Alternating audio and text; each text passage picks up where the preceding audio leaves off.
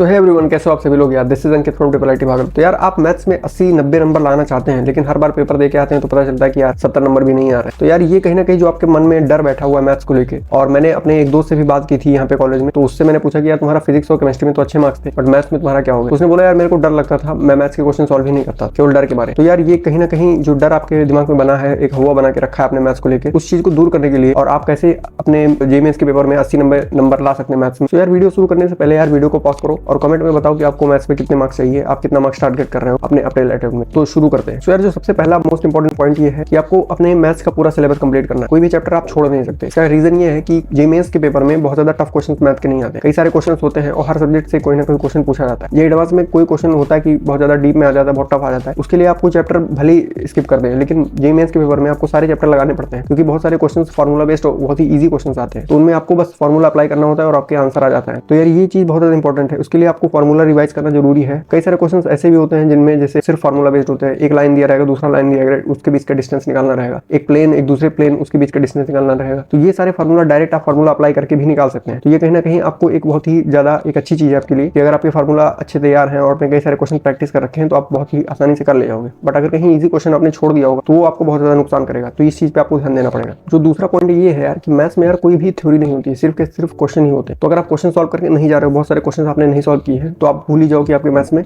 80-90 number आ भी सकते हैं। लगभग आपको 100 से 150 क्वेश्चन अगर आप एक चैप्टर में सॉल्व करते हो, तभी कहीं ना कहीं कोई चांस बनता है कि आपके इतने मार्क्स आ सकते हैं। और इस टाइम पे आपके पास इतना समय नहीं है, तो इसलिए आपको लगभग 50 से 60 क्वेश्चन हर चैप्टर में सॉल्व करने ही पड़ेंगे, चाहे जो हो जाए। और जितना हो सके उतने क्वेश्चन आपको सॉल्व करने ही होते हैं। जितने ज्यादा क्वेश्चन सॉल्व करोगे उतने ज्यादा मार्क्स आएंगे, सीधा सा कैलकुलेशन है। साथ ही साथ जब आप क्वेश्चन सॉल्व कर रहे हो तो आप अगर ऐसे कोई क्वेश्चन मिलता है, ऐसा कोई क्वेश्चन आपको मिलता है जिसमें आपको लगे कि यार ये बहुत बढ़िया क्वेश्चन था, इसमें एक बहुत अच्छा दिमाग लगाया, बहुत अच्छा ट्रिक लगाया गया, उन क्वेश्चन को आपको टिक करके रखना है। और जो क्वेश्चन आपने नहीं बने उन क्वेश्चन को भी टिक करके रखना है, ताकि जब आप रिवाइज कर रहे हो तो आप सिर्फ उन्हीं क्वेश्चन को सॉल्व करो जो आप नहीं बना पाए थे पहली बार में। तो इससे आपका रिवीजन भी तेज हो जाएगा। तो नेक्स्ट इंपॉर्टेंट पॉइंट है, उसमें आपको ये करना है कि आपको मैथ्स स्पेसिफिक मॉक टेस्ट देने हैं। मतलब कि मैथ्स को टारगेट करते हुए जो मॉक टेस्ट है वही देने हैं। इसमें ये होगा कि आपके जो पेपर में आप जैसा करते हो उस चीज की आपको फील आएगी कहीं ना कहीं, और आप बहुत ज्यादा अपने आप को इंप्रूव करो कि क्या क्या गलतियां करते हो। जैसे कैलकुलेशन मिस्टेक हो गया, कई सारी जो कंसेप्ट का जो मिस इंटरप्रिटेशन हो गया, वो सारी चीजें जो सभी गलतियां हैं वो आप ड्यूरिंग प्रैक्टिस ही कर पाओगे जब आप मॉक टेस्ट दे रहे होगे। और जो गलती आप करो मॉक टेस्ट में यार उसको नोट डाउन करके रखो। अगली बार वो गलतियां नहीं करनी, आपको नई गलतियां करनी है और वो पुरानी गलतियों को रिपीट नहीं करना है। अगर आप पुरानी गलतियां रिपीट करोगे तो आप कहीं नहीं पहुंचोगे। और इस चीज का भी ध्यान रखना कि आपके मार्क्स लगातार बढ़ रहे हो या कांस्टेंट हो, बढ़ रहे हो ऐसा, क्योंकि बीच बीच में 1-2 बार कम हो सकते हैं, लेकिन ओवरऑल अगर देखा जाए तो आपके मार्क्स बढ़ने ही चाहिए। जो नेक्स्ट इंपॉर्टेंट पॉइंट है कि आपको सॉल्व एग्जांपल सॉल्व करने हैं। सॉल्व एग्जांपल्स में सबसे पहले आपको जो एग्जांपल्स दिए गए हैं बुक में या मॉड्यूल में, पहले उन एग्जांपल्स को आपको उसके क्वेश्चन देखने हैं, फिर उसका सॉल्यूशन देखना है। ऐसा कई बार करना है आपको, अलग अलग क्वेश्चंस के साथ करना है, ताकि आपको अप्रोच समझ में आए। क्योंकि मैथ्स में क्या होता है कि कोई अगर आपको कोई बोल देगा कि ये डेटा है, ये इन्फॉर्मेशन है और आप क्वेश्चन सॉल्व कर दो, तो ऐसा नहीं होता कि आप कर पाओगे उस क्वेश्चन को। अप्रोच बहुत ज्यादा मैटर करती है और अप्रोच ही आपको याद रखना है। और कोई उसको कॉपी में लिख के याद करने से याद नहीं होगा अप्रोच, कई सारे क्वेश्चन सॉल्व करने से अप्रोच याद होगा। तो अप्रोच को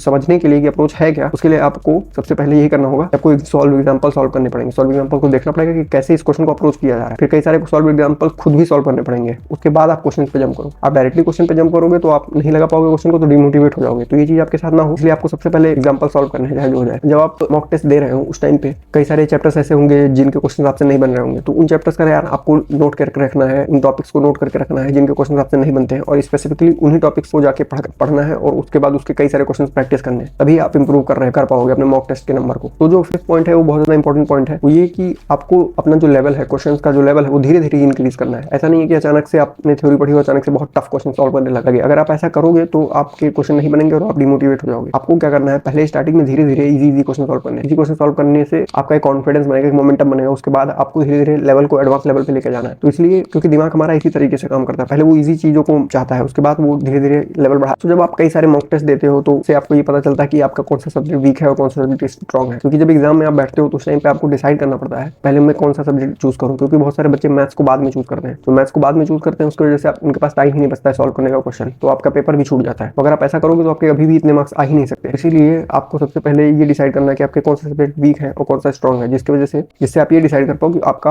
पेपर सॉल्व करने का ऑर्डर क्या होगा। अगर आप ऐसा नहीं करते हो तो आप कहीं ना कहीं कोई ना कोई सब्जेक्ट छूट जाएगा, कोई ना कोई क्वेश्चन छूट जाएगा आपका। तो नेक्स्ट इंपॉर्टेंट पॉइंट है, ड्यूरिंग पेपर आपको अपने पेपर को 2.5 घंटे में खत्म करने का टारगेट करना होगा। क्योंकि कभी कभी क्या होता है कि आपको अंदाजा नहीं लगता कि आपको कितना टाइम लगेगा और आपके पास टाइम कम पड़ जाता है। बट अगर आप 2.5 घंटे में पेपर खत्म करने का टारगेट करोगे तो अगर आपके पास कहीं ना कहीं आपके पास अगर कोई क्वेश्चन बच रहा होगा तो उसके लिए आपके पास 30 मिनट एक्स्ट्रा होंगे। तो ये जो 30 मिनट है वो आपके बोनस की तरह होंगे और ये आपको बहुत ज्यादा हेल्प करेगा। तो इसलिए आपको टारगेट करना है पेपर को 2.5 घंटे में खत्म करने की कोशिश करें। तो यार इतना था इस वीडियो में, और जितने टिप्स और ट्रिक्स मैंने बताए यार उनको आप अपने तैयारी में फॉलो कीजिए और डेफिनेटली आपके 80+ मार्क्स आ रहे होंगे। तो इतना था इस वीडियो में, और अगर आपको ये वीडियो पसंद आए तो आप लाइक कर दीजिए, सब्सक्राइब करके रखिए, क्योंकि और भी अच्छे वीडियोस मैं ऐसे ही लाता रहता हूँ आपके लिए। साथ ही अगर आप ये सोच रहे हैं कि आपको यार अप्रैल अटेम्प्ट में ऐसा क्या करना चाहिए जिससे आपके जो मार्क्स है वो 99% तक टच करें, 99 परसेंटाइल आप अचीव कर सकें, उसके लिए यार आप आई बटन में ये वीडियो देख सकते हैं। तो मिलते हैं आपसे नेक्स्ट वीडियो में, तब तक के लिए ऑल द बेस्ट।